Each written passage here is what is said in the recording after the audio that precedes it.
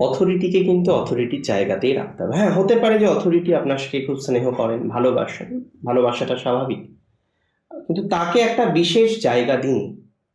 Authority বন্ধু নয়, এটা ভুলে গেলে চলবে না কিন্তু। আরেকটা কথা আমি আপনাদের বলে দিচ্ছি, খুব দায়িত্ব নিয়ে বলে দিচ্ছি।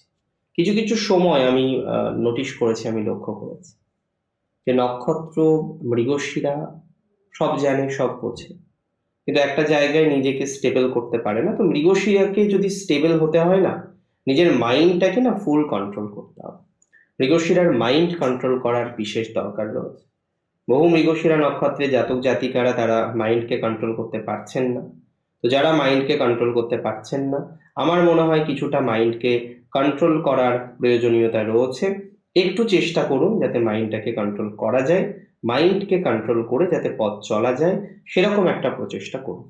মৃগশিরার ফাইন্যান্স ওকে, বন্ধু ভাগ্য ওকে, পারিবারিক জীবন মধ্যম, নতুন কিছু এক্সপেকটেশনের সম্ভাবনা রয়েছে, নতুন কিছু প্রাপ্তির সম্ভাবনা আমরা দেখতে পারবো, নতুন কিছু হওয়ার সম্ভাবনা আমরা দেখতে পারবো।